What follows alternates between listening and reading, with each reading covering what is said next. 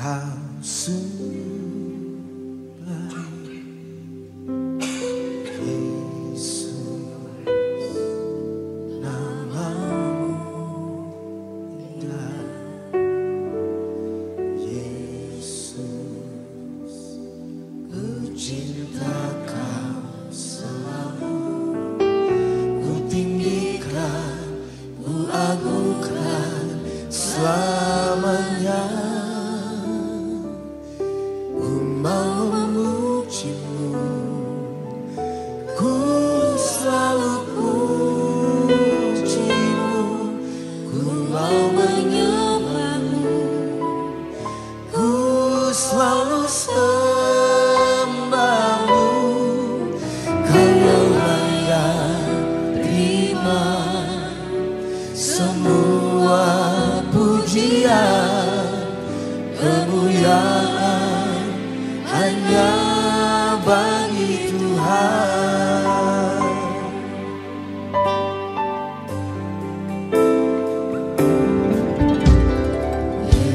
Yesus, Kau sungguh baik. Yesus, namamu indah. Yesus, cinta Kau selalu, ku tinggikan, ku agungkan selamanya. Ku mau memujimu, ku selalu pujimu, ku mau menyembahmu, ku selalu sembahmu.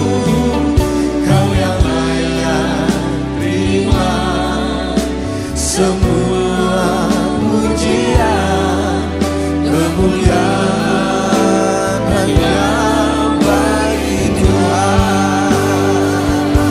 Semua kemuliaan dan keagungan tertuju padamu, Tuhan dan Rajaku.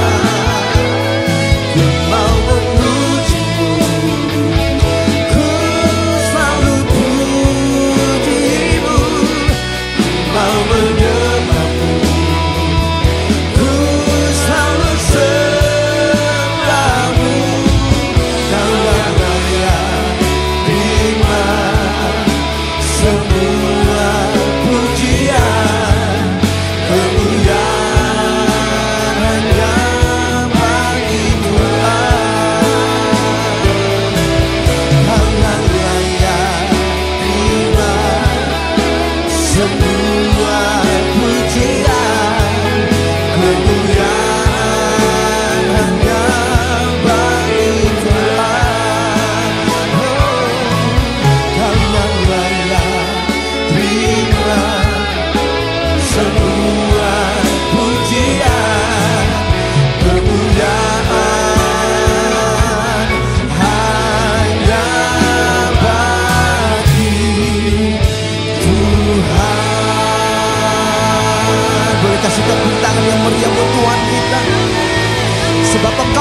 bahwasanya untuk selama-lamanya kasih setianya hanya di dalam nama Tuhan Yesus. Sama-sama boleh katakan amin. Boleh bangkit berdiri bersama-sama, tengok kiri kanan saudara, jabat tangan minimal 5 orang. Boleh buat angka sempurna jadi 7. Katakan selamat datang beribadah, selamat menikmati berkat Tuhan, kebaikan Tuhan. Karena saya percaya bahwa hari-hari hidup kita Tuhan menjanjikan bahwa Dia Allah yang setia, menghiasi, mengenyangkan dengan segala kebaikannya. Yang sepakat katakan amin. Yang setuju katakan amin. Boleh saya dengar tepuk tangan dari gereja Bethel Indonesia Kelapa Gading. Haleluya, haleluya, haleluya. Puji nama Tuhan. Saya persilakan saudara untuk boleh duduk kembali bersama-sama. Biar kami datang tidak dengan tangan yang hampa, namun engkau mendapati hidup yang dipersembahkan sebagai korban syukur, korban pujian, menyenangkan Tuhan.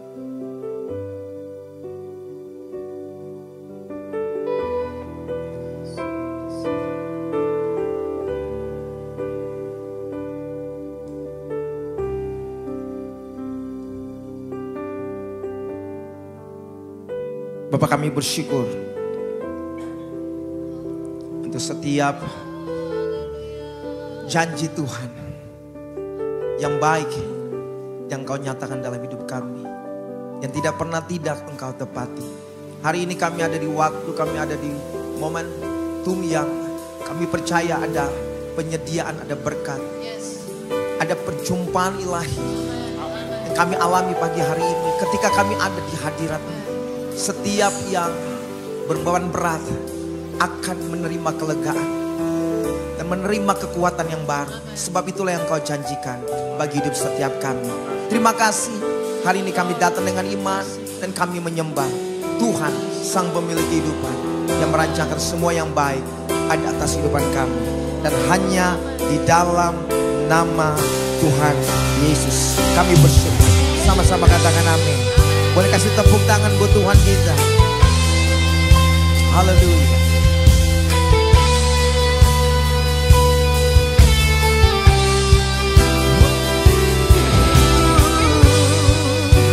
Sebab dengan apakah kami dapat balas segala kebaikan-Mu, selain kami datang membawa hidup kami yang telah mengecap kebaikan-Mu dalam hidup.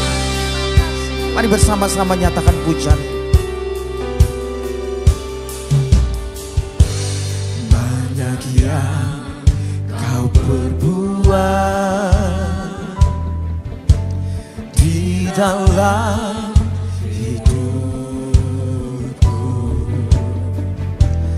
rancangan indahmu terjadi di hidupku. Bapa yang mengerti segala yang ku perlu, kasih-Mu sempurna nyata dalam hidupku. Ku bersyukur Bapa, ku bersyukur Tuhan buat kasih setia-Mu dalam hidupku. Ku bersyukur,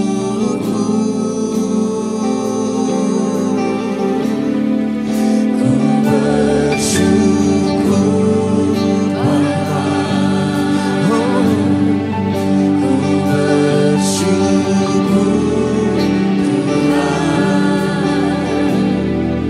buat kasih setia-Mu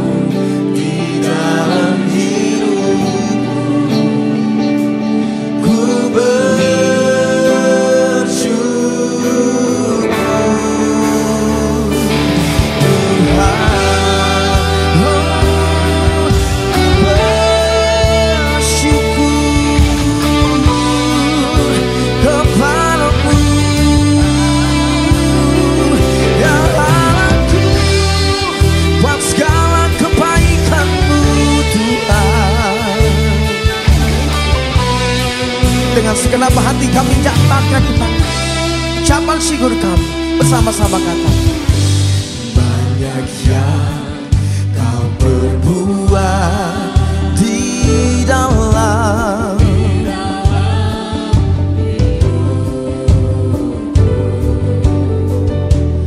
rancangan indahmu terjadi di hidupku. Bapa yang mengerti segala yang ku perlu.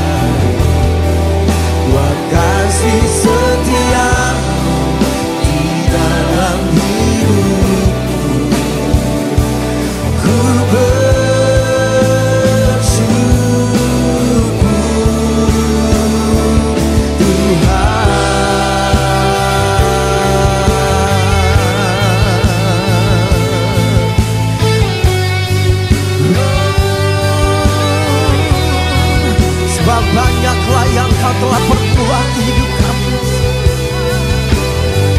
Ajaib segala yang kau rancangkan, ajaib segala yang kau jadikan. Oh, hari ini kami ada semua karena bukti kemurahan-Mu, anugerah yang nyata bagi kami. Sekalipun kami berjalan dalam lembah kekelaman, kami tahu Allah di pihak kami. Penyertaan-Mu sempurna. Mari angkat tanganmu bersama-sama. Api bersama. Tak ada lembah gelap yang tak ku lewati tanpa hadir-Mu. Dan hatiku dan hidupku, hatiku takkan gentar, sebab ku tahu tangan-Mu yang menopangku. Tak ada lembah, tak ada lembah gelap yang tak ku lewati tanpa hadir-Mu.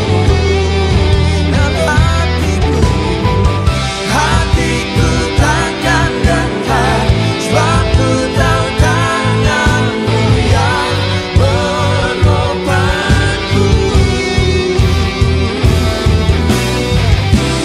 Kaulah Yesus, Kaulah Tuhan, hanya Kau ku percaya. Kaulah Yesus, Kaulah Tuhan, harapan hidupku. Oh, ku bersyukur Bapa, ku bersyukur Tuhan, buat kasih setia-Mu di dalam hidupku. Ku bersyukur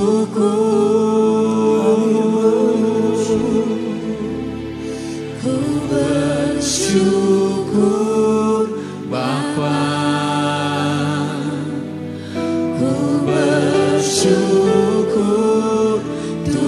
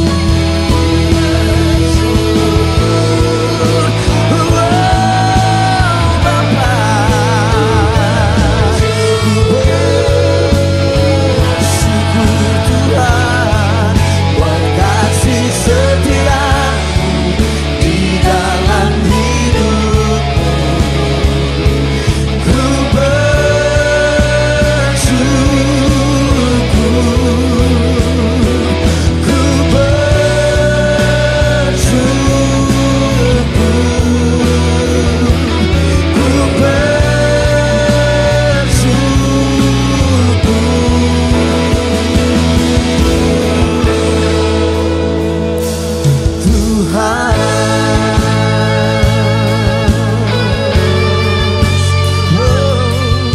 Bapakku bersyukur Engkau ada, Engkau selalu, Engkau setia, menyatakan, menunjukkan kasih dan kesetiaan-Mu. Bapakku yang baik, Bapakku yang setia untuk selamanya. Kasih setiamu, bahkan kebajikan, kemurahan-Mu yang mengikuti ada atas hidup kami. Bapakku bersyukur atas penyertaan-Mu, atas pemeliharaan-Mu Bapa. Allah penyediaan yang sempurna, Allahku yang turut bekerja mendatangkan kebaikan, merancangkan kebaikan. Oh, bagi setiap kami yang berharap, bagi setiap kami yang percaya, yang mengandalkan-Mu, yang berseru kepadamu. Rashandalabo ya sandalabo ya takalabo.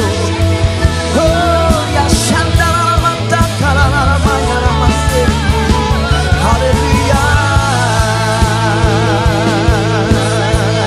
Dan mulutku akan penuh dengan pujian, pengagungan kepadamu ya Allahku.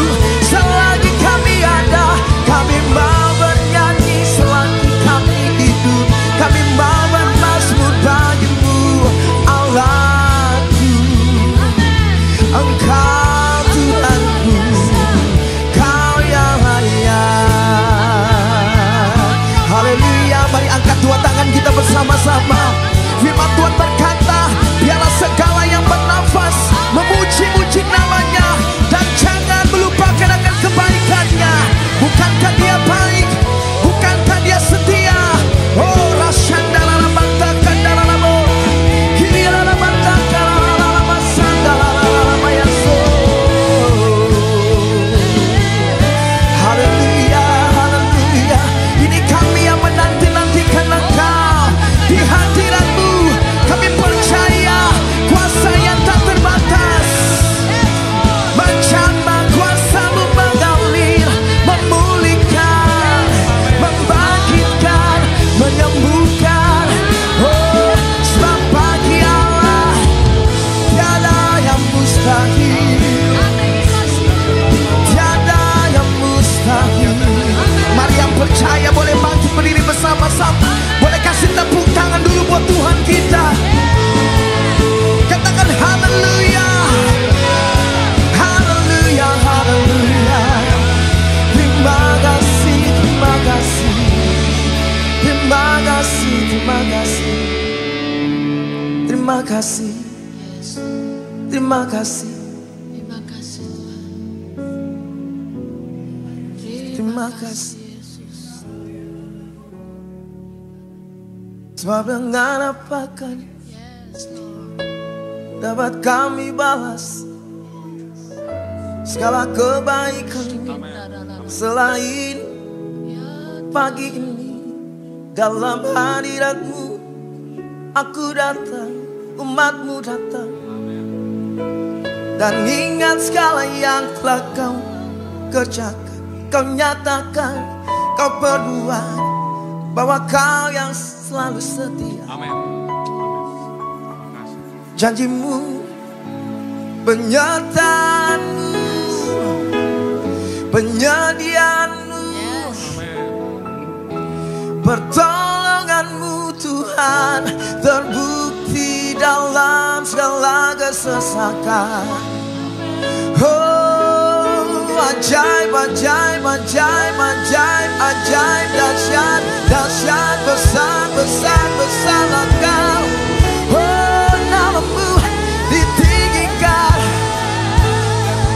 dimuliakan, dimasyurkan. Segenap hati kami menyerukan ajaib segala yang Kau perbuat.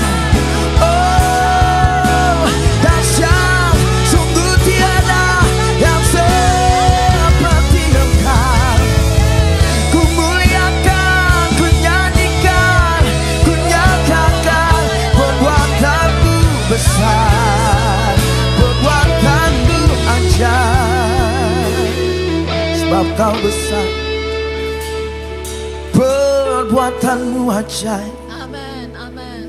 Tiada yang seperti Kau, Yes. tiada yang seperti Kau. Amin.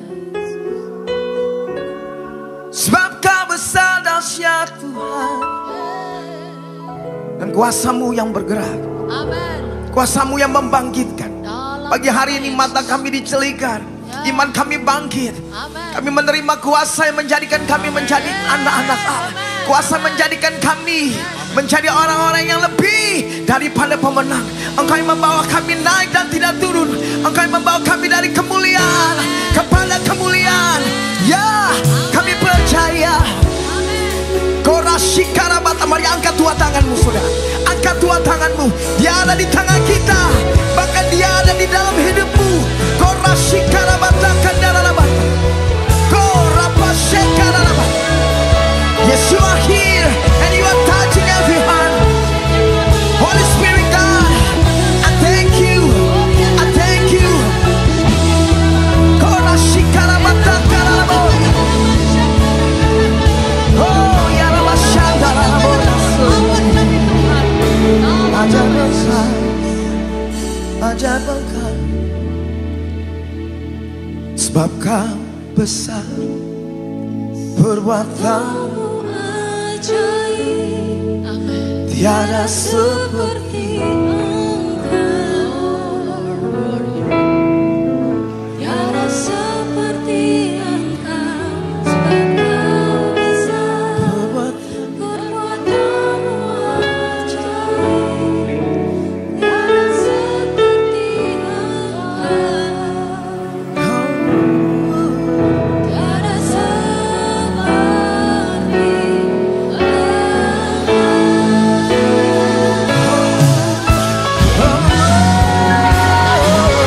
Sebab Kau besar, perbuatanmu ajaib. Tiada, tiada. Sebab Kau besar, perbuatanmu ajaib. Tiada seperti Engkau, tiada seperti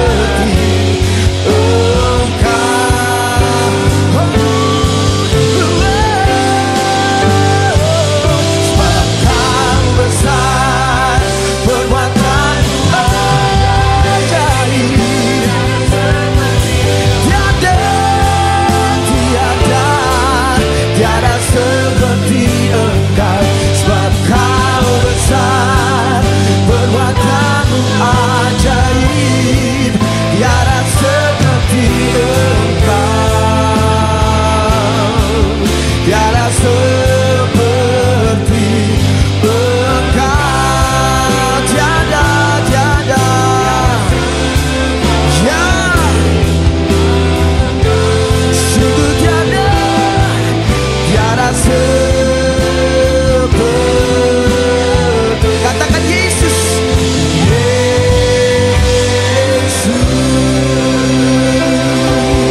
Yesus. Mari yang percaya, kasih tepuk tangan disertai sorak-sorai, katakan haleluya. For you are great, you do miracles so great, you are greatly to be praised. Pagi hari ini Engkau yang layak dipuji, satu-satunya Allah, Tuhan, nama yang ditinggikan. pusat ibadah, pusat penyembahan kami, pokok pujian kami. Engkau Yesus, hanya di dalam nama Tuhan Yesus. Setiap kita yang percaya kebesaran, kedahsyatan Tuhan atas hidup kita, sama-sama katakan amin. Boleh tengok kiri kanan saudara, bilang wow. Katakan wow, Tuhan kita baik, Tuhan kita dahsyat. Katakan amin. Puji Tuhan. Kalau anak muda boleh kasih tos juga, enggak apa-apa. Puji Tuhan. Dia ada di tengah kita, katakan amin. Yang mau merayakan kebaikan Tuhan boleh lambaikan tangannya tinggi-tinggi. Sorakan tepuk tangan buat Tuhan Yesus. Haleluya. Tuhan baik, sangat baik. Namanya siapa? Belum semuanya namanya siapa?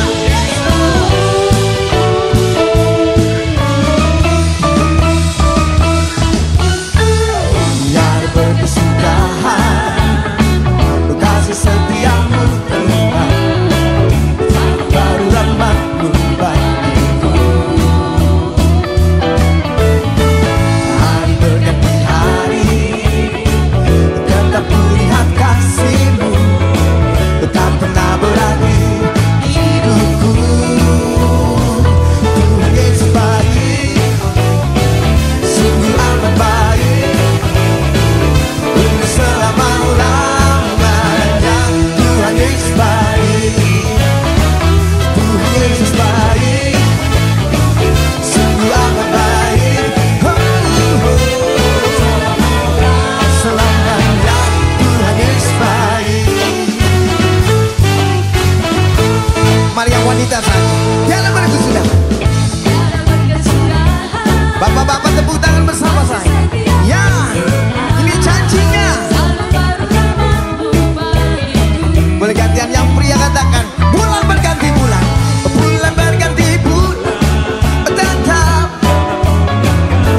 tak pernah berakhir dalam hidupku. Sama-sama. Oh iya, sungguh amat baik, untuk selama-lamanya. Tuhan Yesus baik, Tuhan Yesus baik, Tuhan Yesus baik, sungguh amat baik, untuk selama-lamanya. Tuhan Yesus baik. Katakan amin. Belum semuanya. Katakan amin. Amin. Amin. Amin. Amin. Kita mengaminkan pujian yang kita nyanyikan. Dan setiap kata-kata di dalam pujian ini percaya bahwa itu yang terambil dalam kitab. Alkitab dalam Mazmur 100 katakan sebab Tuhan itu baik, bahwasanya untuk selama-lamanya kasih setia. Katakan amin. Yang percaya lambaikan dua tangan tinggi-tinggi. Kalau hari ini kita ada, tentunya ada begitu banyak alasan untuk kita bersyukur. Katakan yes. Bisa satu alasan, bisa dua alasan, mungkin bahkan 10 alasan. Tapi minimal satu alasan. Pagi hari ini boleh nggak? Nggak perlu 1 menit, mungkin 10 detik. Ceritakan tentang kebaikan Tuhan kepada kiri kanan kita. Dimulai dari sekarang. Musik tetap memuji Tuhan. Ya, saksikan tentang yang mujizat pertolongan Tuhan ya. 7 bulan sudah kita ada di tahun 2024. Ada banyak berkat, ada banyak pertolongan Tuhan. Kalau hari ini kita ada Bu, Pak, itu karena siapa? Yang sepakat kasih tepuk tangan dulu buat Tuhan Yesus. Tepuk tangannya kayaknya kurang meriah. Yesus baik, sangat baik bagiku, bagimu. Itu janjinya. Katakan yes. Tepuk tangan sekali lagi buat Tuhan.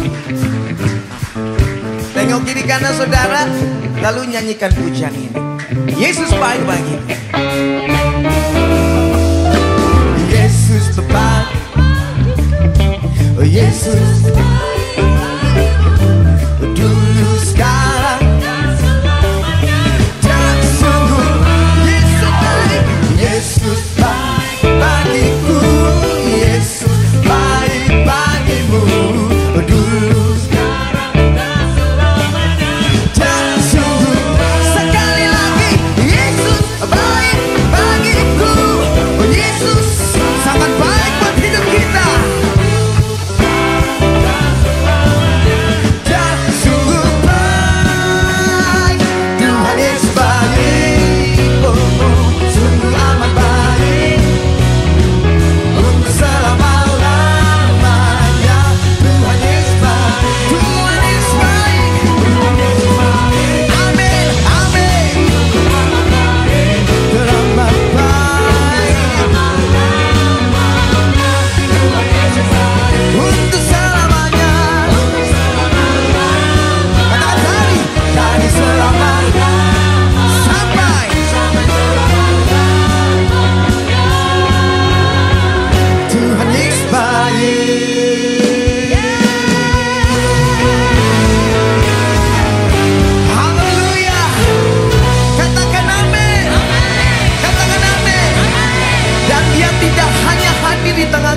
Tapi sesungguhnya Dia pribadi Immanuel yang bertakhta, tinggal di dalam hidup kita. Alkitab katakan Dia dahsyat di tempat kudusnya.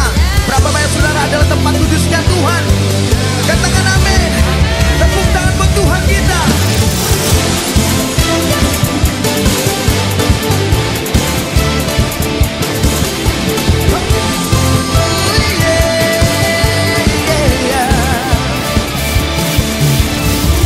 Melukis cakrawala, merangkai jagat raya, pencipta alam semesta,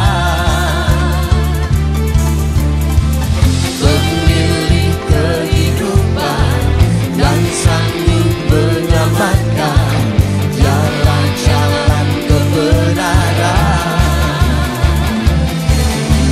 Kami rindukan kuasa lawatanmu, kebangkitan pasti terjadi.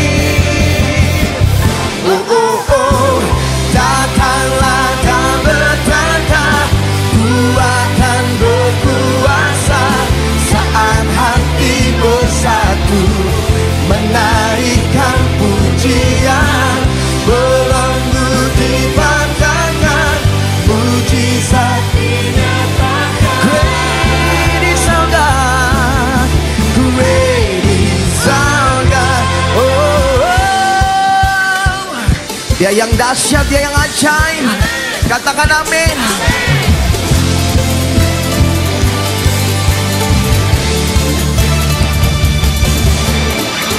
Pemilik kehidupan yang sanggup menyelamatkan, dialah jalan kebenaran.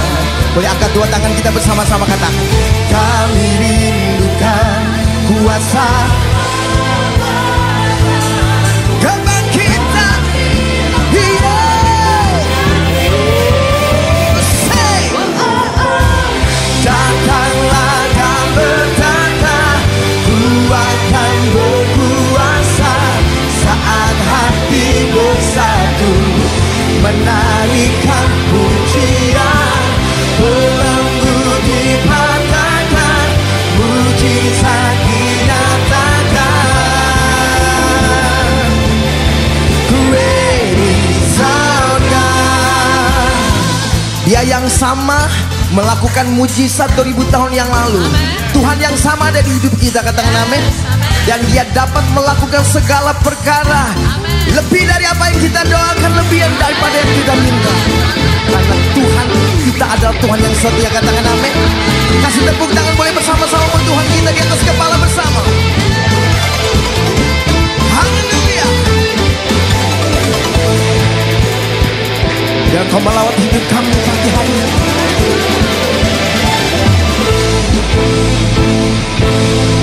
Bersama-sama nyatakan.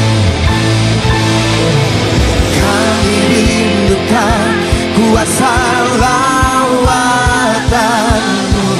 kebangkitan pasti terjadi. Oh oh oh, datanglah dan berkata, ku akan berkuasa saat hati bersatu, menaikkan pujian, belenggu dipatahkan, mujizat dinyatakan.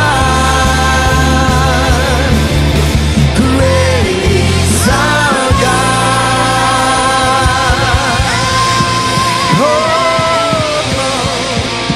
Siapa silakan saudara boleh duduk kembali bersama-sama. Kami menyembah Allah yang dapat dan yang sanggup melakukan melampaui keterbatasan kami. Kekuatan kami adalah ketika kami di hadirat-Mu. Kekuatan kami adalah ketika kami ada berjalan bersama dengan Tuhan. Maka melimpahlah sukacita Tuhan. Dan itulah kekuatan kami.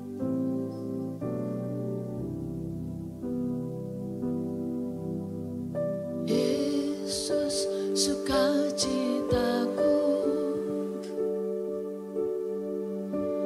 Yesus kekuatanku,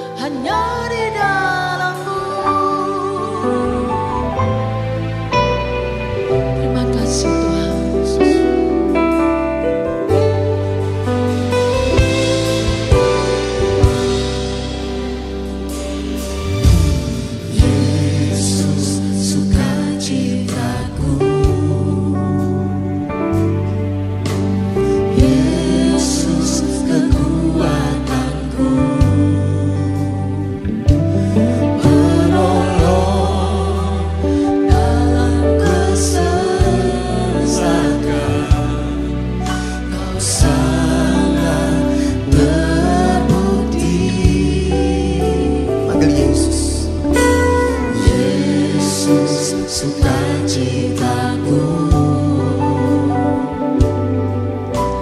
Yesus kekuatanku, penolong dalam kesesakan. Kau sangat terbukti, hatiku bersuka memuji nama-Mu, jiwaku bermegah.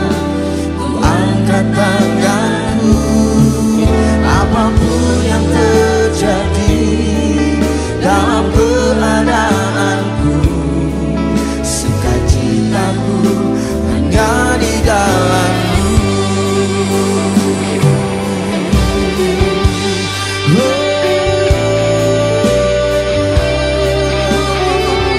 Firman-Mu berkata, carilah Aku maka engkau akan memperoleh hidup. Dan firman-Mu kami amini, firman-Mu kami percayai, sumber kehidupan, sumber pengharapan yang kami percaya ada di hidup kami. Terima kasih Tuhan, Engkau hadir dan melawat hidup kami. Mari setiap kita angkat kedua tangan kita bersama-sama. Haleluya. Terima kasih Tuhan Yesus. Terima kasih. Maka melimpahlah hati dan hidup kami. Sukacitamu, itulah kekuatan kami. Dalam hadirat-Mu kami datang dengan iman. Anugerah-Mu ada di hidup kami. Mari sama-sama kita bangkit berdiri. Mari angkat tanganmu bersama-sama.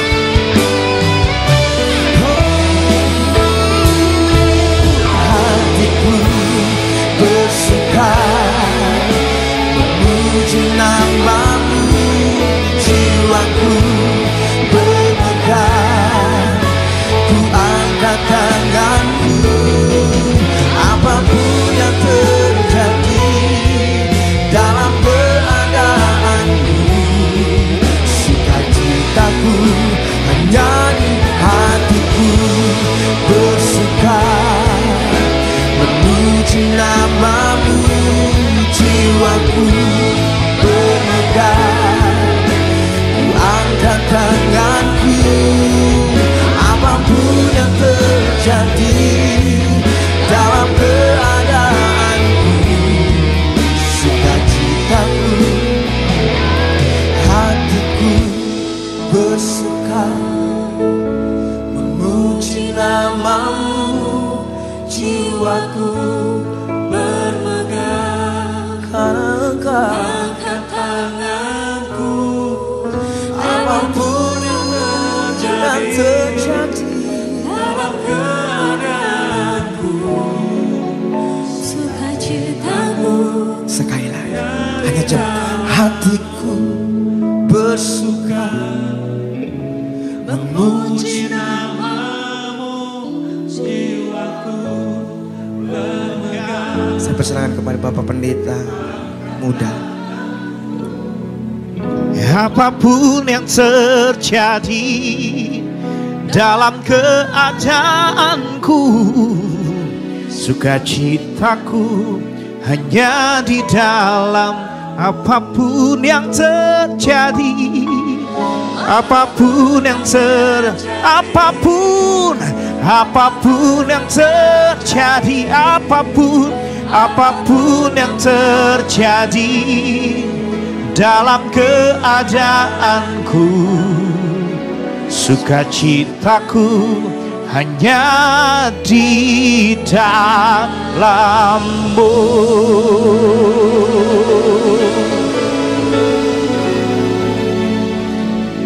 Shalom. Senang sekali kita bisa beribadah bersama-sama, dan saya percaya Tuhan juga mau mengarahkan kita dengan firman-Nya. Hari ini firman Tuhan berjudul Sehati Menuntaskan Amanat Agung. Kita baca Matius 28 ayat 19 dan 20 yang berkata demikian. Mari baca bersama 2-3.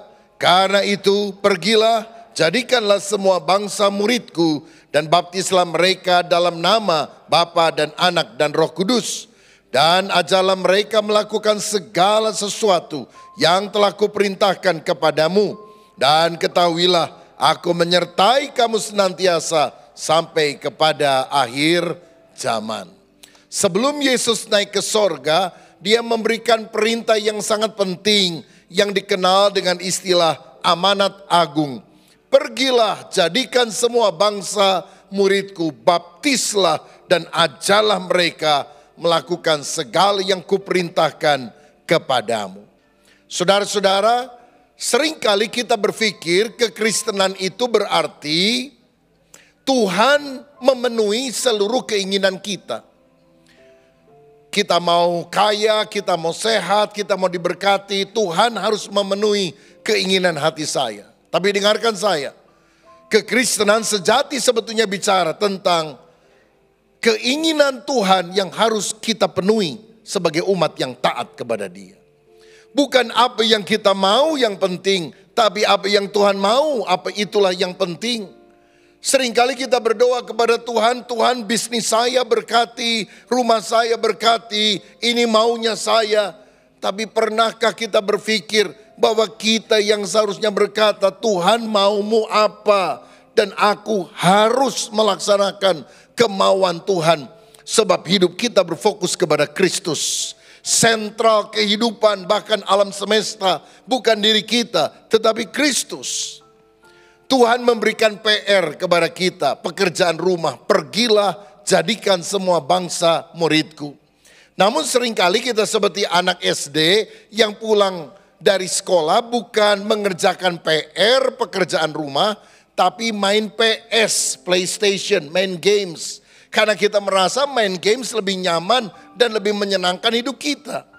Saudara, makanya kita harus memahami kehendak Tuhan untuk kita memberitakan Injil. Kenapa kita harus memberitakan Injil dan memuridkan semua bangsa? Karena kita berkata Injil adalah kuasa Allah yang sanggup menyelamatkan setiap orang yang percaya. Injil, Evangelion artinya kabar baik, kabar sukacita bahwa manusia berdosa yang seharusnya binasa dalam neraka ketika dia bertobat percaya kepada Yesus diselamatkan. Dalam Roma 1 ayat 16 dan 17 dikatakan, sebab aku mempunyai keyakinan yang kokoh dalam Injil. Karena Injil adalah kekuatan Allah yang menyelamatkan setiap orang yang percaya. Pertama-tama orang Yahudi tetapi juga orang Yunani. Sebab di dalamnya nyata kebenaran Allah yang bertolak dari iman yang memimpin kepada iman. Seperti ada tertulis orang benar akan hidup oleh iman. Injil bukan hanya pengajaran yang baik. Bukan cuma etika moral yang membuat kita hidup lebih beradab, lebih beretika. Tetapi Injil adalah kuasa Allah yang sanggup menyelamatkan orang yang percaya kepada pemberitaannya. Satu kali ada seorang yang mabuk-mabukan lalu jatuh ke dalam sebuah lubang. Dia berusaha memanjat keluar dari lubang itu tapi tidak bisa. Ketika melihat ada orang jatuh ke dalam lubang, ada seorang yang baik datang dan berkata, kamu jatuh ke dalam lubang ya, kamu mau selamat? Kalau kamu mau selamat, harus berpikir baik, harus berkata-kata yang baik, harus melakukan sesuatu yang baik. Semuanya harus baik. Kalau kamu melakukan itu, kamu akan selamat. Dah, dia bilang. Lalu dia tinggalkan orang yang di dalam lubang itu. Pertanyaannya, apakah pengajarannya, apakah nasihatnya jelek? Tidak, nasihatnya baik, nasihatnya benar. Tapi orang itu sudah jatuh dalam lubang dan tak berdaya. Ada seorang lain lewat dan berkata, kenapa kamu jatuh ke dalam lubang? Kamu mau selamat keluar dari lubang? Jauhi larangan-larangannya, ikuti perintah-perintahnya. Kamu harus bertakwa kepada Allah, maka kamu akan selamat. Oke ya, sudah dengar nasihat saya? Dan dia pergi juga. Saudara-saudara, sampai datanglah seseorang yang tidak banyak bicara. Dan ketika dia lihat ada orang di lubang membutuhkan keselamatan, dia mengulurkan tangannya. Tangan yang berlubang paku. Dan ketika tangan itu diulurkan ke dalam lubang, orang yang di dalam menangkap tangan tersebut, ditarik keluar. Baru kemudian ada ucapan yang disampaikan, kamu sudah aku selamatkan, pergi dan jangan berbuat dosa lagi. Kristus itu mengajar, tapi mengajar orang yang telah diselamatkan. Karena yang paling penting adalah status kita sebagai orang berdosa yang diselamatkan lebih dahulu, baru kemudian mendapatkan ajaran kebenaran. Sebab tanpa diselamatkan, walaupun kita tahu harus berbuat baik, kita tidak mampu melakukannya. Dan Injil adalah kabar baik, karena orang berdosa yang percaya bisa diselamatkan. Yesus bukan hanya mengajar, tetapi menyelamatkan. Dia bukan hanya guru selamat, tapi dia adalah juru selamat. Saudara-saudara, banyak guru selamat di berbagai agama di dunia mengajarkan banyak hal untuk kita selamat. Do this, do that. Lakukan ini, lakukan itu, dan mungkin engkau akan selamat. Tapi Yesus mati di kayu salib untuk menebus dosa kita, menyelamatkan kita. Dan di kayu salib dia berkata, it finished, already done.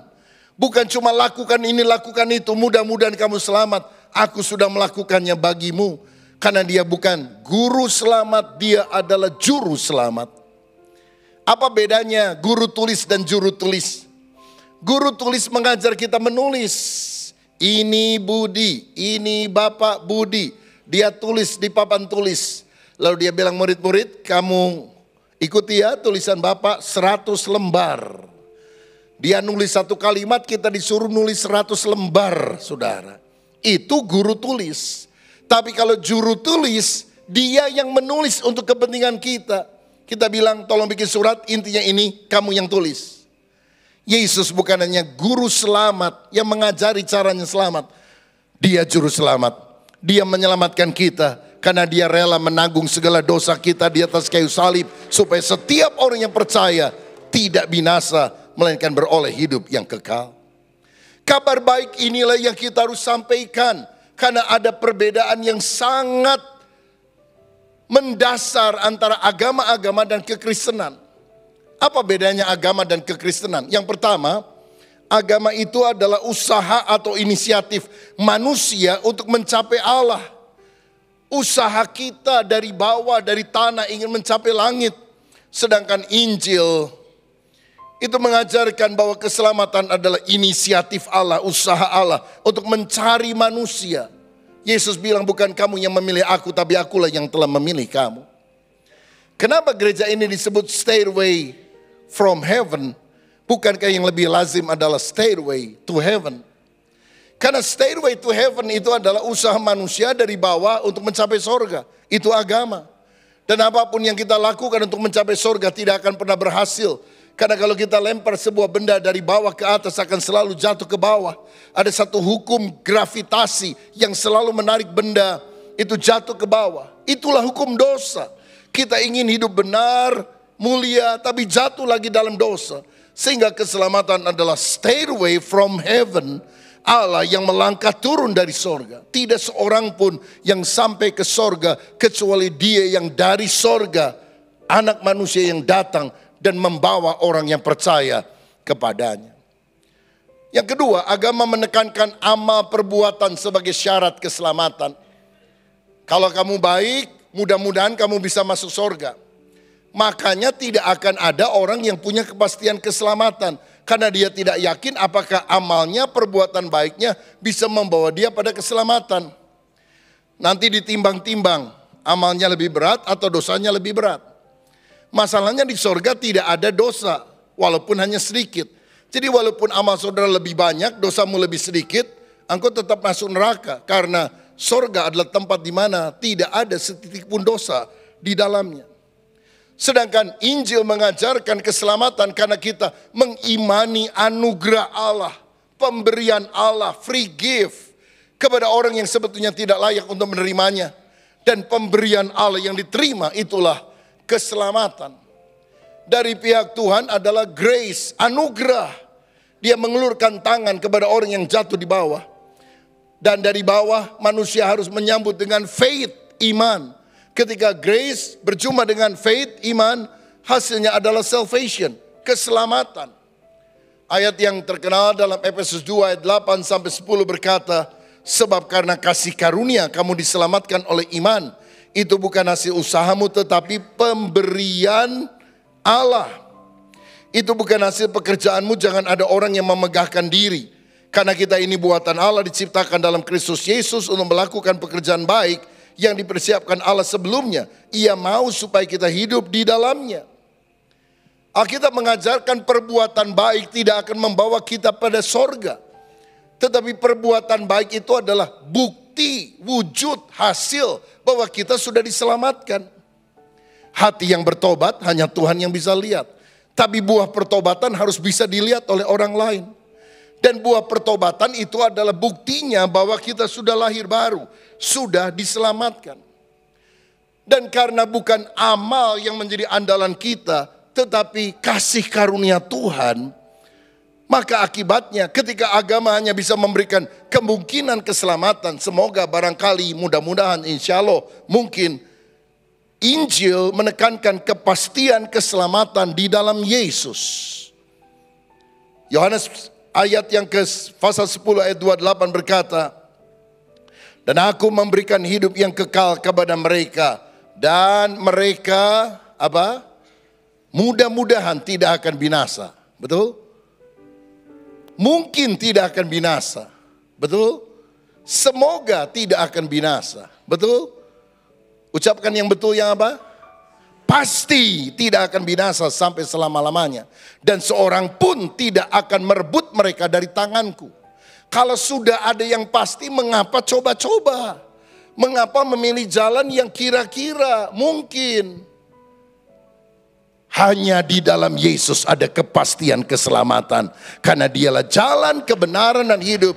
Tidak seorang pun sampai kepada Bapa kecuali melalui Yesus Kristus. Makanya ada satu ungkapan yang terkenal berkata begini. Religion makes us proud of what we have done. The gospel makes us proud of what Jesus has done. Agama membuat kita bangga dengan apa yang kita lakukan. Injil membuat kita bangga dengan apa yang Yesus lakukan. Tidak ada kebanggaan dalam diri kita. Oh, saya orang baik, saya puasa seminggu 2 kali, saya kasih perpuluhan. Dan saya tidak seperti pemungut cukai itu. Itu doa orang beragama, itu doa orang Farisi. Agama membuat kita bangga dengan apa yang kita lakukan. Seakan-akan amal perbuatan kita banyak menolong orang akan membuat kita ke surga. No. Injil mengajarkan kita harus bangga dengan apa yang Yesus kerjakan. Dia mati di kayu salib dan bagian kita hanya percaya kepada Dia. Barang siapa percaya akan diselamatkan. Orang benar akan hidup oleh iman. Nah saudara-saudara, Injil inilah yang kita harus alami dan kita harus bagikan kepada orang lain. Karena Injil sanggup mengubahkan kehidupan orang sejelek apapun pada masa lalu menjadi manusia baru dalam Kristus. Jadi siapa yang ada dalam Kristus, dia adalah ciptaan yang baru, yang lama sudah berlalu, sesungguhnya yang baru sudah tiba. Saya baru beberapa hari yang lalu tiba di Indonesia setelah pelayanan di Amerika Serikat, mengunjungi GBI yang ada di Los Angeles, yang ada di Atlanta. Tapi kemudian saya juga hadir di dalam pertemuan Church of God yang merupakan gereja mitra GBI. Dan saya duduk dalam kepemimpinan untuk Church of God yang membawahi sekarang 191 negara di dunia. Dan ada lebih kurang 8,6 juta jemaat dari Church of God kerjasama di Indonesia dengan Gereja Bethel Indonesia. Nah saya sempat mampir 2 hari di Jepang sebelum saya balik ke Indonesia. Dan saya ketemu dengan seorang rekan hamba Tuhan di sana. Dan dia memberikan kesaksian ini. Saudara, ada seorang mahasiswa Indonesia yang berangkat ke San Francisco sekian puluh tahun yang lampau, belajar di sana, dan dia terlibat dalam pergaulan yang kurang baik, sering mabuk-mabukan, merokok itu biasa saja, bahkan dia ngeganja, saudara. Dan dari waktu ke waktu itu makin mengikat dia. Tapi satu kali ada temannya mengajak dia ke persekutuan Kristen untuk anak-anak Indonesia, cuma beberapa orang. Rasanya waktu itu belum ada gereja Indonesia di kota tersebut. Jadi baru ada persekutuan, dia ikut-ikutan ya. sebulan, 2 bulan, hampir 3 bulan lah ikut persekutuan doa. Tapi ganjanya tetap jalan. Sampai satu kali dia cerita, setelah dia makan malam, dia tinggal di kosnya sendirian, dia siapkan ganja, ada peralatan kecil yang dibutuhkan. Dan ketika dia mau ngisep lagi itu ganja, tiba-tiba dia merasa seperti ada suara berbicara di dalam hatinya, ada percakapan di dalam dirinya. Kamu kan udah dengar khotbah bahwa tubuh kamu adalah bait Allah. Kalau kamu punya rumah, tiap hari dilempari sampah sama tetangga sebelah, dikotori, kamu marah atau enggak? Dan dia bilang, ya marah dong. Masa rumah saya yang bersih dikotori sama tetangga. Dan dia merasa dalam hatinya, Tuhan seperti bilang, aku marah kepada kamu. Karena kamu mengotori bait Allah, yaitu tubuhmu. Gemeter dia saudara-saudara. Sampai saya tanya, itu kamu lagi sendirian? Tidak ada yang khotbah sama kamu? Enggak ada. Itu tiba-tiba Roh Kudus mengingatkan saya. Dan malam itu dia ambil seluruh botol-botol minuman keras. Dia tuangkan, dia buang ke dalam toilet. Dia buang itu ganja. Dan sejak itu dia tidak pernah menyentuh lagi hal tersebut. Dia melayani Tuhan. Dia belajar Alkitab. Waktu saya ketemu, dia sekarang jadi pendeta gereja Indonesia di Jepang. Allah yang kita sembah, Allah yang luar biasa. Seburuk apapun masa lalu saudara, ketika engkau berjumpa dengan Yesus yang diberitakan oleh Injilnya, maka engkau memiliki masa depan yang baik. Karena Tuhan mengubah hidup kita menjadi baru. Nah, berita Injil inilah yang kita harus kobarkan dengan giat. Sampaikan dengan sungguh-sungguh. Karena Matius 24 ayat 14 berkata, Injil kerajaan akan diberitakan menjadi kesaksian bagi semua bangsa. Baru setelah itu tiba kesudahannya. Sekarang kita ada di tahun 2023. 10 tahun yang akan datang, tahun 2033. Dan ada banyak lembaga misi internasional menjadikan tahun 2033, 10 tahun dari sekarang, sebagai sebuah tonggak untuk pencapaian pekabaran Injil, penuntasan amanat agung Yesus. Kenapa 2033? Karena Yesus naik ke sorga, dan sebelumnya dia mengungkapkan amanat agung pada tahun 33 Masehi. Sehingga tahun 2033 adalah peringatan 2000 tahun dari pesan Yesus supaya kita pergi untuk memberitakan Injil. Dan kita rindu pada hari ulang tahun yang ke-2000 atau pada peringatan yang ke-2000 tahun di mana Yesus memberikan amanat agung. Penginjilan dituntaskan di atas muka bumi ini. Semua bangsa mendengar berita Injil tentang Yesus itu. Makanya dalam 10 tahun ini kita harus sungguh-sungguh bekerja keras, berupaya supaya keluarga kita, tetangga kita, kenalan kita mendengar Injil. Karena Kristen bukan sekedar, oh yang penting saya percaya Yesus diberkati nanti mati masuk surga. Tetapi kita harus melakukan apa yang merupakan kerinduan Bapa. Hati Bapa adalah hati misi. Karena Bapa merindukan setiap orang yang seharusnya binasa berbalik dan diselamatkan. Saudara, dan kita harus sadar, kita ini perlu memiliki hati misi karena kita juga adalah hasil taburan misi orang-orang percaya dari negara yang lain.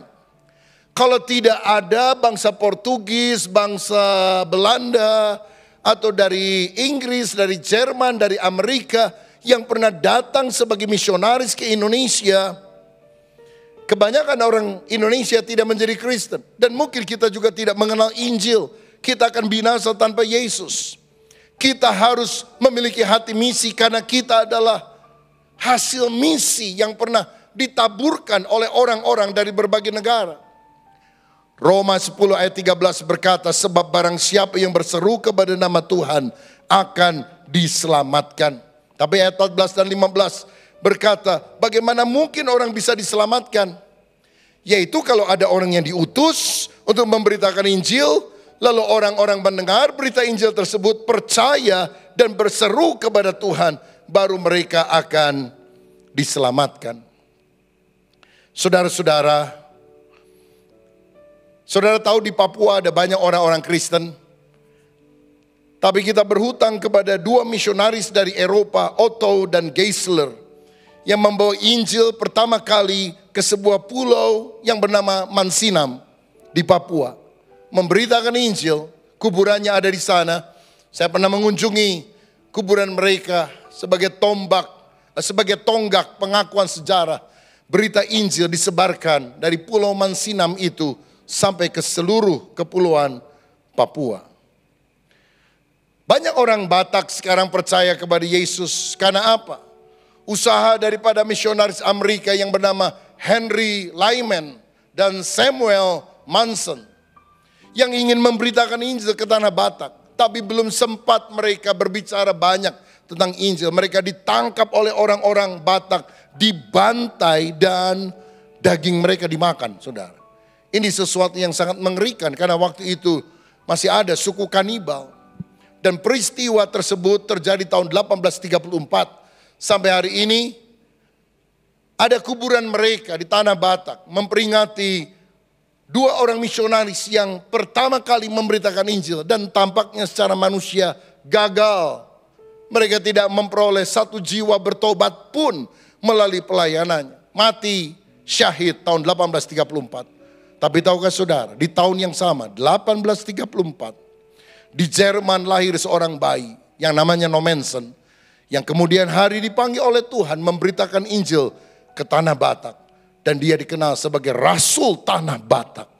Kalau hari ini jutaan orang bertobat, jutaan orang Batak bertobat, itu karena pemberitaan Injil yang disampaikan oleh Nommensen.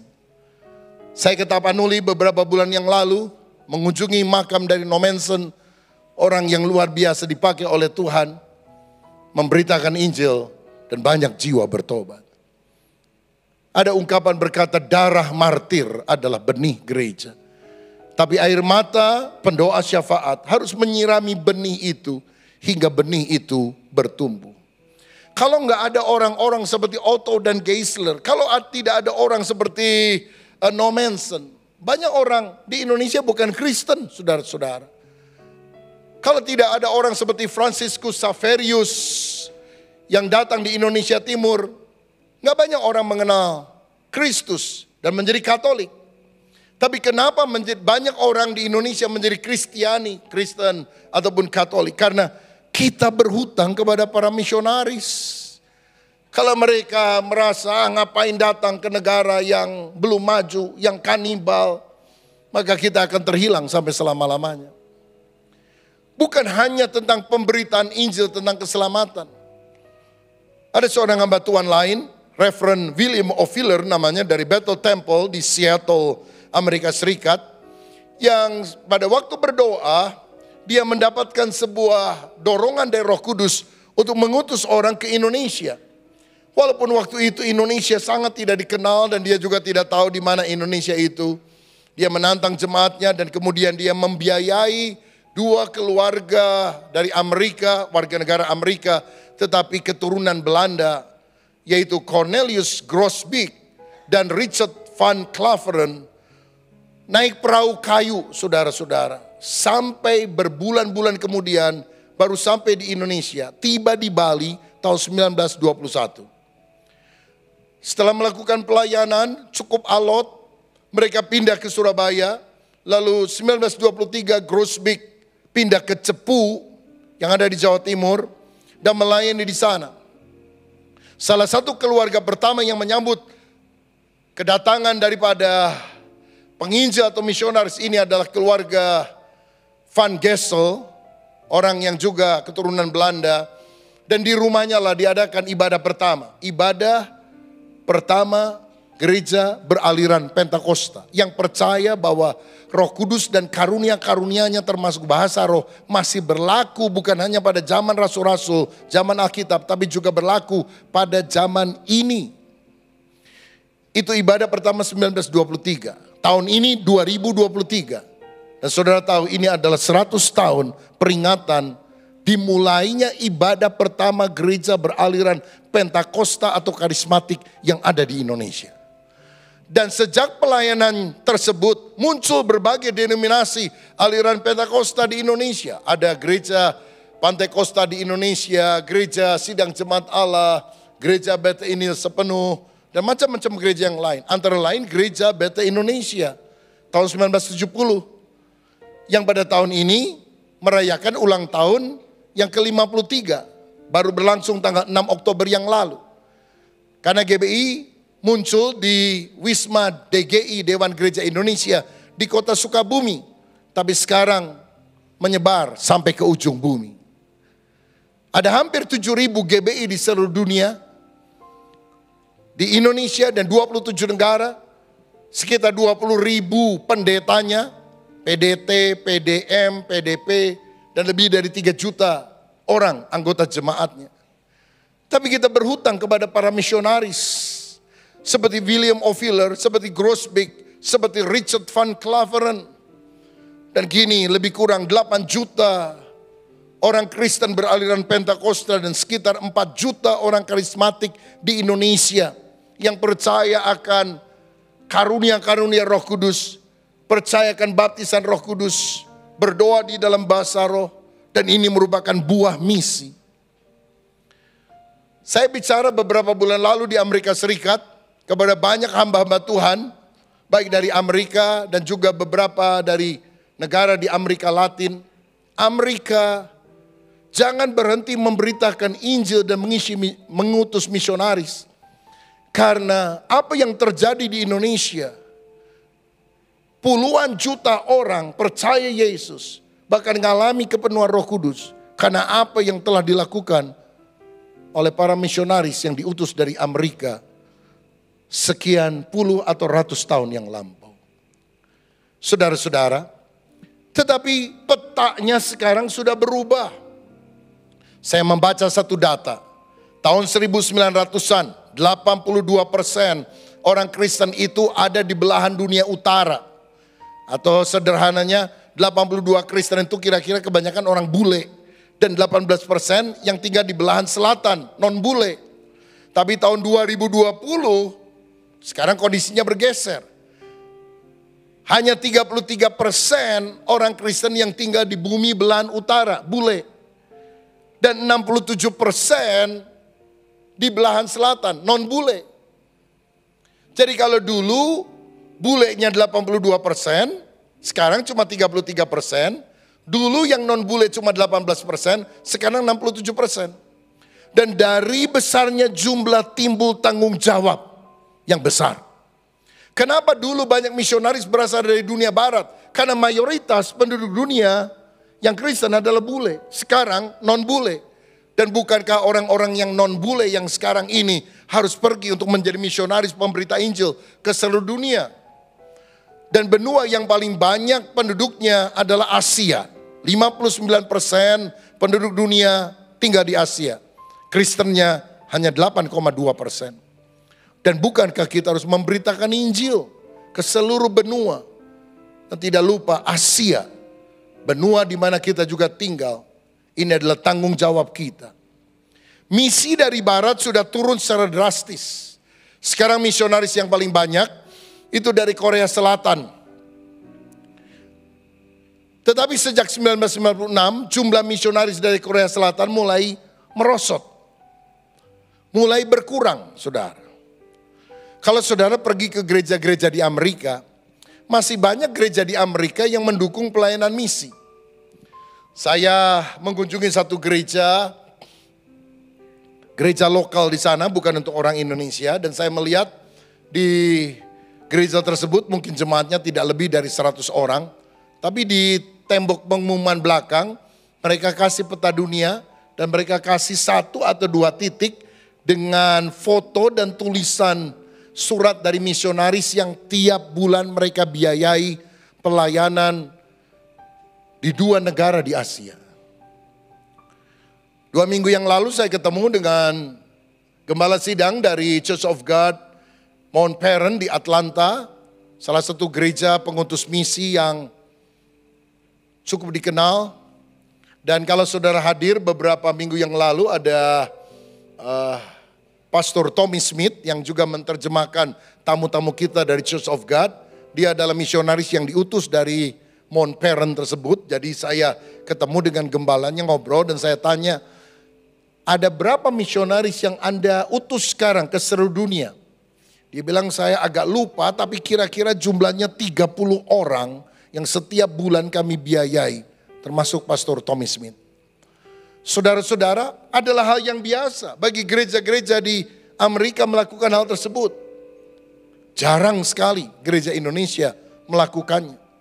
Tapi saya percaya dari besarnya jumlah timbul tanggung jawab yang lebih besar. Kita yang dulunya adalah negara penerima misionaris, seharusnya kita mulai berpikir dan bergerak menjadi negara pengutus misionaris. Mungkin orang bilang di Indonesia juga masih banyak orang yang belum kenal Tuhan. Tentu saja kita harus memberitakan Injil di seluruh Indonesia. Dan bukankah itu yang sudah kita lakukan selama bertahun-tahun.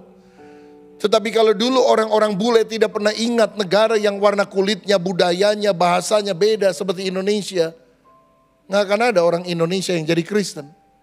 Nah sekarang ada banyak orang-orang bule yang sama sekali tidak kenal Tuhan. Jangan bule lah, di Asia ini ada banyak negara-negara yang belum mendengar Injil. Di Jepang, di Vietnam, di Thailand, di Burma, di Laos, di macam-macam negara. Kita perlu mendoakan supaya banyak misionaris Indonesia yang mulai datang memberitakan Injil kepada bangsa-bangsa. Mungkin 2 tahun yang lalu pada masa COVID, ada 100 orang hamba Tuhan dari Korea Selatan mengadakan seminar misi di Jakarta, mengundang orang-orang utusan dari Singapura, dari Malaysia, dari Vietnam, macam-macam negara termasuk Indonesia.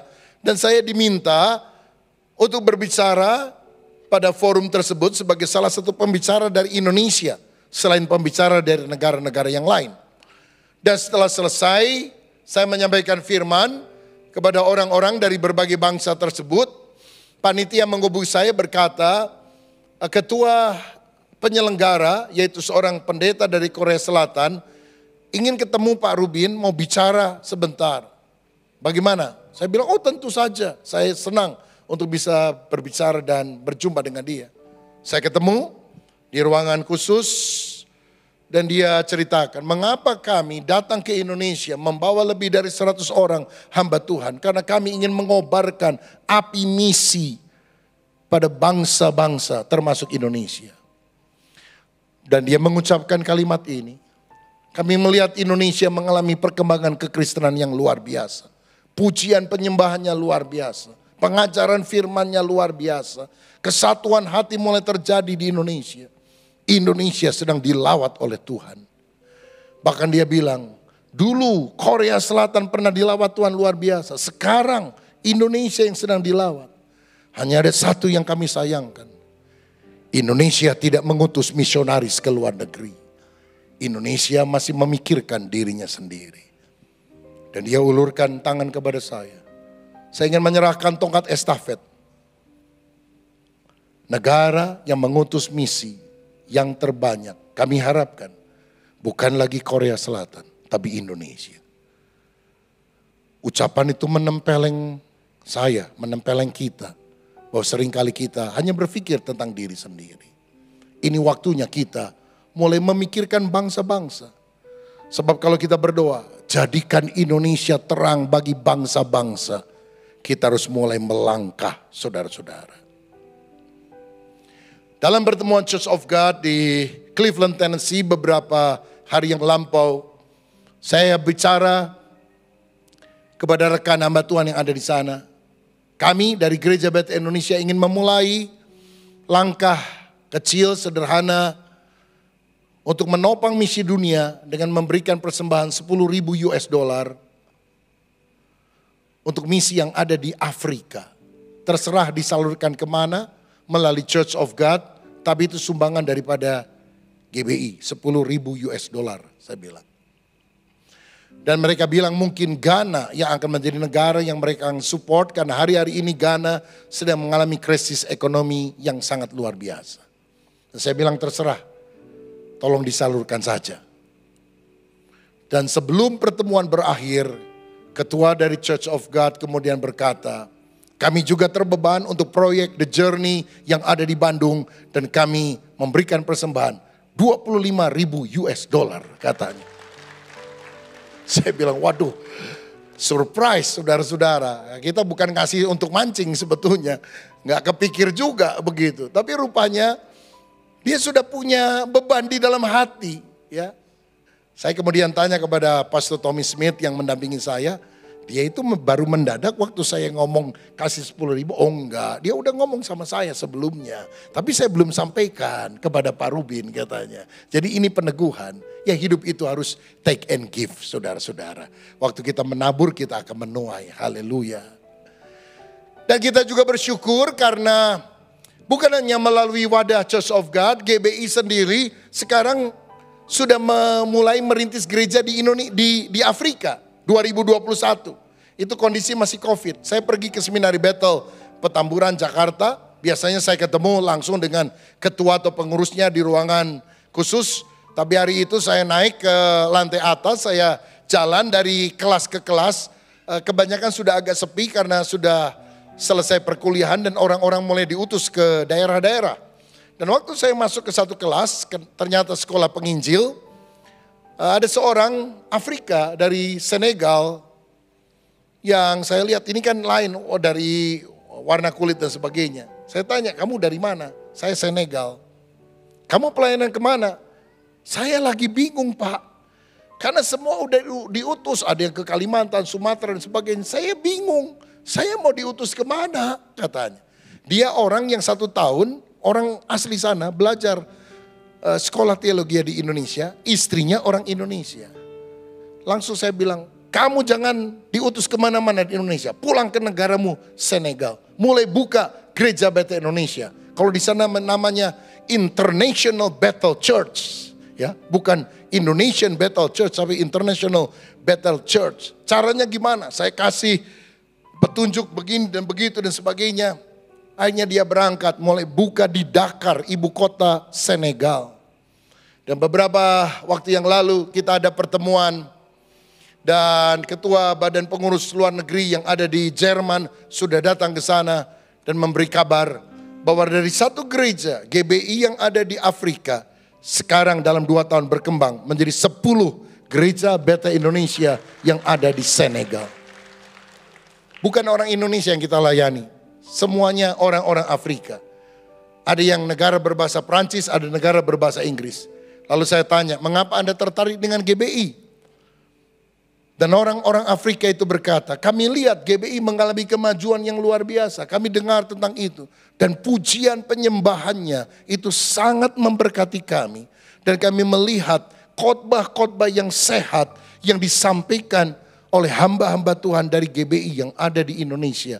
Itu sebabnya kami mau bergabung di dalam wadah gereja Bethel Indonesia. Saudara, kita mau jadi berkat bagi bangsa-bangsa. Bukan hanya bagi bangsa Indonesia yang tinggal di luar negeri. Tapi bagi bangsa apapun. Karena Tuhan cinta semua bangsa yang ada di dunia. Haleluya. Nah, bagian terakhir. Mari kita memberitakan Injil. Bukan hanya yang jauh di luar pulau, di luar negeri, di luar benua. Tapi juga orang-orang yang ada di sekitar kita.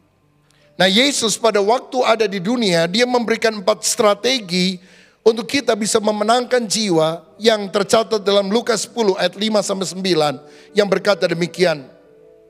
Kalau kamu memasuki suatu rumah, katakanlah lebih dahulu damai sejahtera bagi rumah ini. Dan jikalau di situ ada orang yang layak menerima damai sejahtera, maka salammu itu akan tinggal atasnya. Tetapi jika tidak, salammu itu kembali kepadamu. Tinggallah dalam rumah ini, makan dan minumlah apa yang diberikan orang kepadamu. Sebab seorang pekerja patut mendapat upahnya.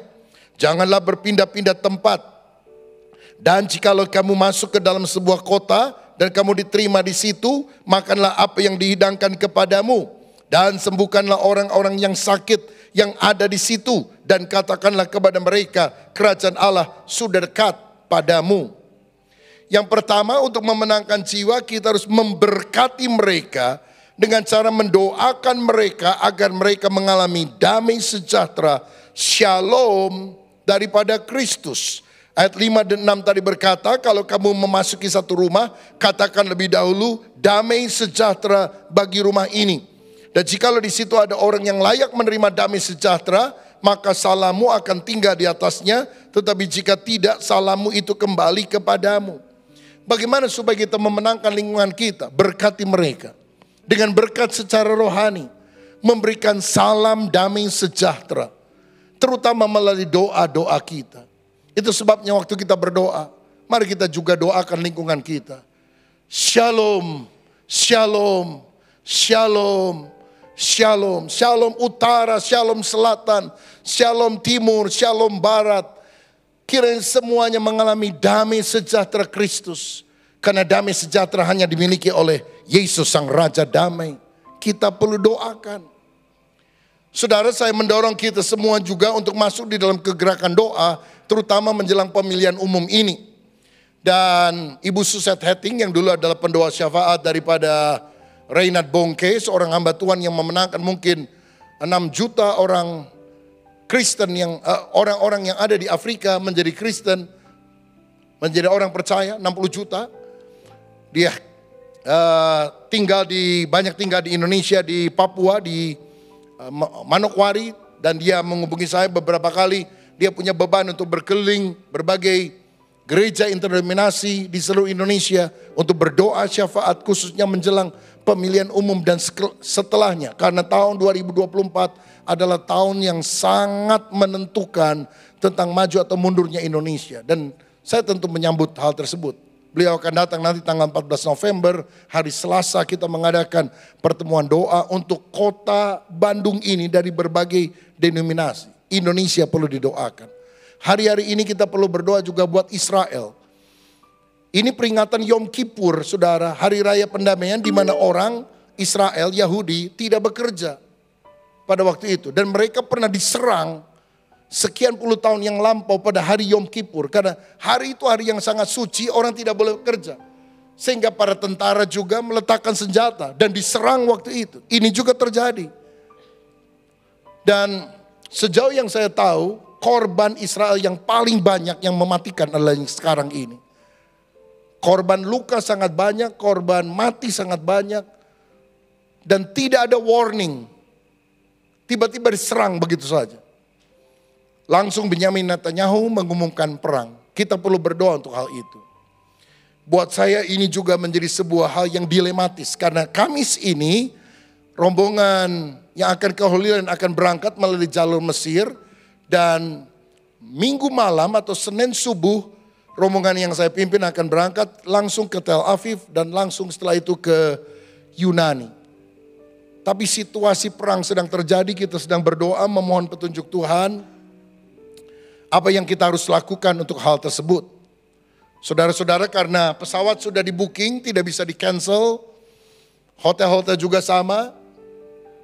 Tapi dalam situasi ini tentu kita berpikir bahwa keselamatan nyawa lebih penting daripada biaya yang ada. Kita sedang berdoa dan memikirkan, mendiskusikan hal itu. Masalahnya, tour leader kita yang juga adalah pemilik dari tour tersebut sedang ada di Yerusalem hari ini, saudara. Dia sedang membawa rombongan 200 lebih orang-orang Indonesia yang ada di sana. Jadi saya mau runding hari ini dan besok melihat situasi. Apakah kita bisa berangkat atau tidak. Tadi saya bicara dengan Pak Edi, masih untung Pak, kita masih ada di sini daripada di sana. Gak bisa kemana-mana, suruh masuk hotel semuanya, masuk ke bunker. Aduh. Jadi Pak Edi gimana? Saya mending gak berangkat katanya. Saudara, kita doa. Karena manusia berusaha tapi Tuhan yang akan menentukan. Kita berusaha bagaimana meminimalisir kerugian yang mungkin ada. Baik dari peserta maupun dari pihak tur. Karena ini force majeure. Sesuatu yang tidak pernah kita duga, tidak pernah kita inginkan. Saya sudah 3 tahun lebih tidak ke sana. Saya juga mau berdoa karena salah satu tujuan saya berdoa di sana adalah untuk pembangunan GBI di Sumarekon, The Journey. Supaya Tuhan juga memberikan anugerah. Kita perlu berdoa, saudara sekalian. Yang kedua, Kita harus bersahabat dengan mereka. Ayat 7 dan 8, setelah kita memberikan salam damai, ayat 7 8, tinggallah dalam rumah itu, makan minumlah apa yang diberikan orang kepadamu, sebab seorang pekerja patut mendapat upahnya. Jangan berpindah-pindah rumah, dan jikalau kamu masuk ke dalam sebuah kota dan kamu diterima di situ, makanlah apa yang dihidangkan kepadamu. Yang kedua, setelah kita berdoa untuk mereka, memberkati mereka secara rohani, kita harus bersahabat dengan mereka. Penginjilan yang paling efektif itu friendship evangelism. Penginjilan melalui persahabatan. Makanlah bersama dengan mereka. Penginjilan itu enggak harus langsung tiba-tiba, kamu sudah percaya Yesus belum? Kalau enggak, masuk neraka. Ayo bertobat sekarang. Tapi kita jalin relasi yang baik, kenal namanya, ngobrol, makan bersama, sehingga kita menjadi sahabat satu dengan yang lain. Lihat Yesus ketika dia datang ke rumah Sakius. Dia tidak langsung menginjili, mengkhotbahinya. Tapi dia makan bersama dan Sakius bertobat karena friendship evangelism. Yang ketiga, berupaya melayani kebutuhan mereka. Ayat 9a berkata demikian. Dan sembuhkanlah orang sakit yang ada di situ. Kalau ada orang yang sakit, kita doakan, kita sembuhkan. Kalau ada yang kekurangan, kita bantu dengan makanan, minuman, pertolongan. Artinya selain pertama tadi kita berkati mereka, bersahabat dengan mereka, kita juga berupaya melayani kebutuhan mereka. Kita perlu melakukan pelayanan sosial masyarakat karena ini merupakan usaha pra penginjilan di mana kita menabur kasih kepada sesama. Ya, ketika kita menolong orang lain, kita tidak harus bagikan traktat kepada mereka. Tetapi saya percaya kasih itu akan dirasakan oleh setiap orang. Dan yang keempat, ketika mereka merasa bahwa mereka membutuhkan sesuatu yang bukan hanya makanan, minuman, nasihat. Mereka membutuhkan Injil. Ayat 9b dikatakan, katakanlah kepada mereka, kerajaan Allah sudah dekat kepadamu. Jadi 4 langkah ini adalah hal yang Yesus ajarkan untuk memenangkan jiwa. Berkati mereka, bersahabat dengan mereka, berupaya melayani kebutuhan mereka, beritakan Injil kepada mereka. Dan yang luar biasa, Roh Kudus akan memberikan kuasa berupa tanda-tanda ajaib kepada orang yang memberitakan Injil. Karena Markus 16 ayat 15 sampai 18 berkata demikian. Lalu ia berkata kepada mereka, pergilah ke seluruh dunia, beritakan Injil kepada segala makhluk. Siapa yang percaya dan dibaptis akan diselamatkan, tetapi siapa yang tidak percaya akan dihukum. Tanda-tanda ini akan menyertai orang-orang yang percaya. Mereka akan mengusir setan-setan demi namaku. Mereka akan berbicara dalam bahasa-bahasa yang baru bagi mereka.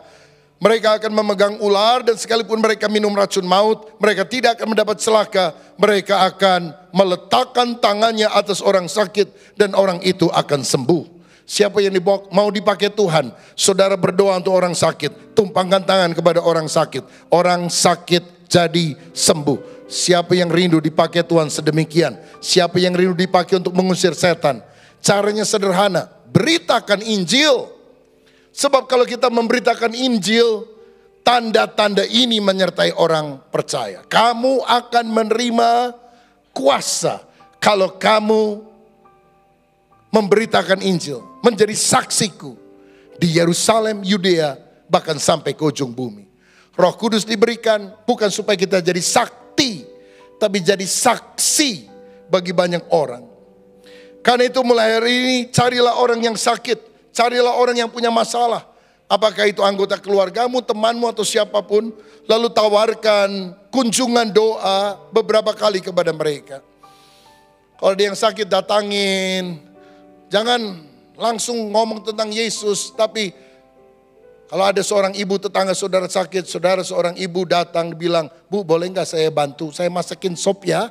Supaya ibu juga bisa makan yang hangat-hangat. Nanti sebagian buat suami atau buat anak-anak kan ibu lagi sakit. Lakukan pelayanan kasih tanpa harus pertama-tama ngomong tentang Yesus. Sekali saudara lakukan 2 kali, 3 kali. Dan ketika saudara lihat sakit, mau saya antar ke dokter enggak? Dan ketika dia bilang, aduh saya ke dokter tapi bisa sembuh enggak ya? Percaya Tuhan Maha Kuasa, Tuhan bisa menyembuhkan.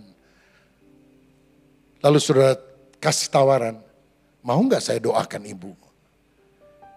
Kalau dia bilang boleh, saudara mulai bicara tentang Yesus. Alkitab saya bilang Yesus itu bisa menyembuhkan segala macam penyakit. Tapi kitanya mesti percaya. Lalu saudara mulai bicara tentang Yesus. Doakan dia. Kunjungi lebih dari sekali, 3 kali, 5 kali. Kenapa harus berkali-kali? Pertama, agar kuasa Allah dinyatakan.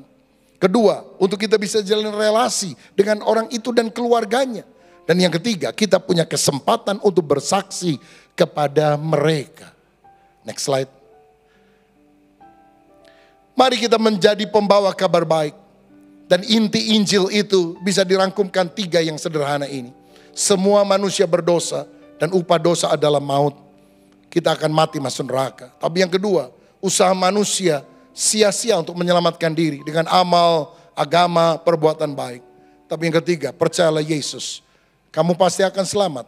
Karena Yesus adalah Tuhan Allah yang jadi manusia. Rela mati menebus dosa kita dengan cara mati di kayu salib. Kalau kau membuka hati, engkau percaya kepada Yesus, engkau akan diselamatkan.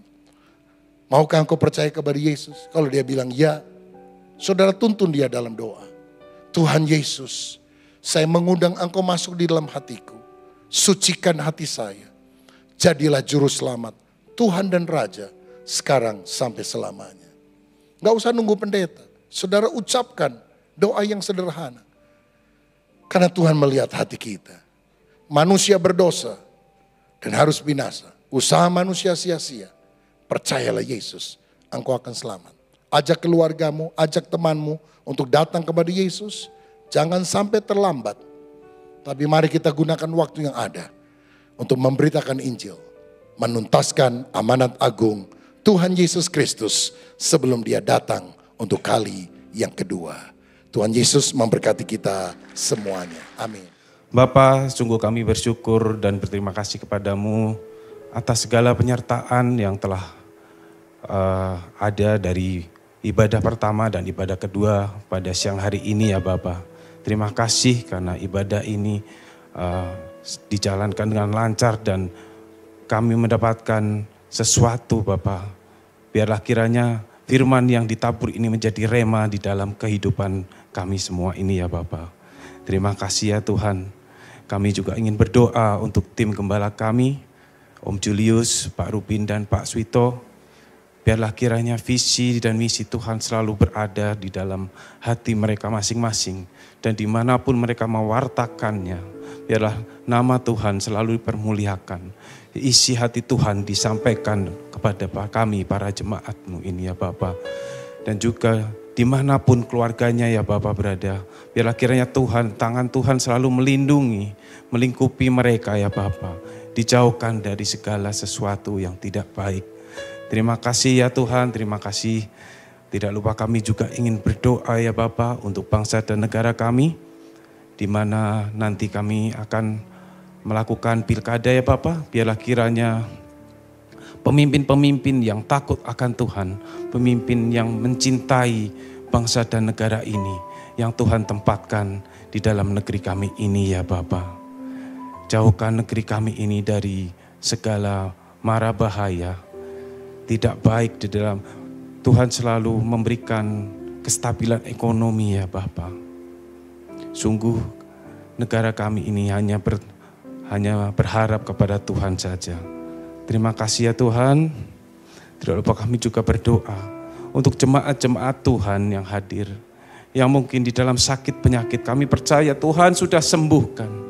Yang di dalam beban berat ya Bapa. Kami percaya Tuhan Engkau berdiri bersama kami menanggung semuanya ini ya Bapa. Yang di dalam kelemahan Tuhan kuatkan. Terima kasih Tuhan, terima kasih. Sebentar kami akan pulang dan kami akan menerima berkat yang hanya daripada Tuhan. Mari saudara sekalian kita semua bangkit berdiri. Naikkan satu pujian. Ku naikkan syukur padamu Yesus.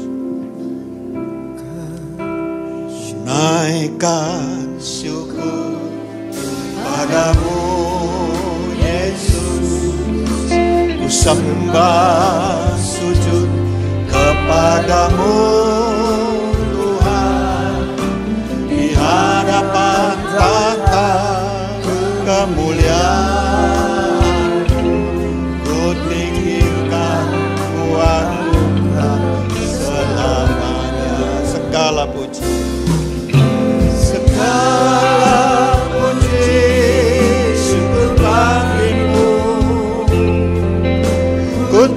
tinggikan namamu selalu.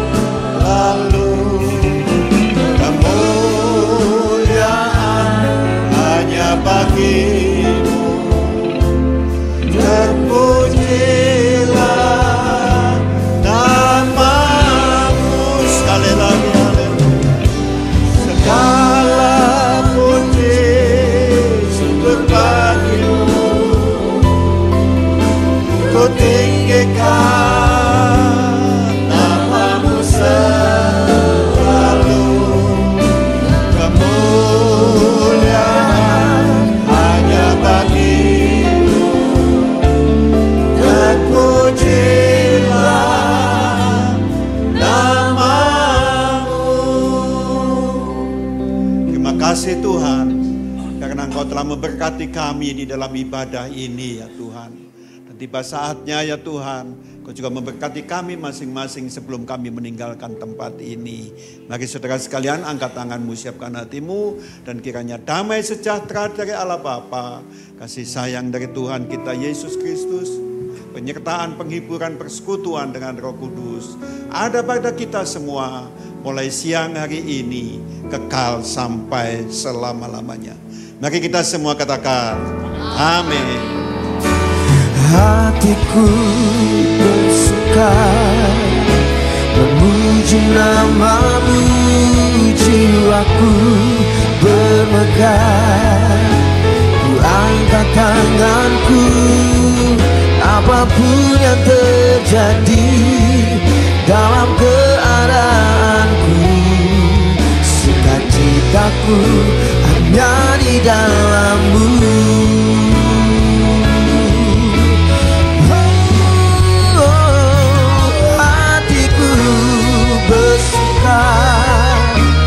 Memuji namamu, jiwaku bermegah.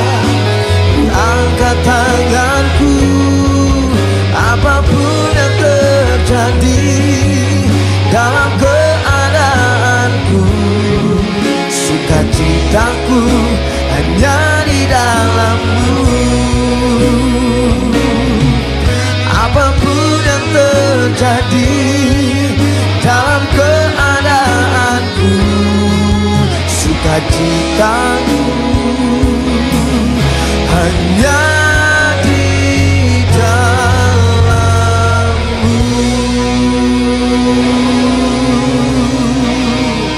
Happy Blessed Sunday, sampai ketemu lagi minggu depan. Tuhan Yesus memberkati kita semuanya.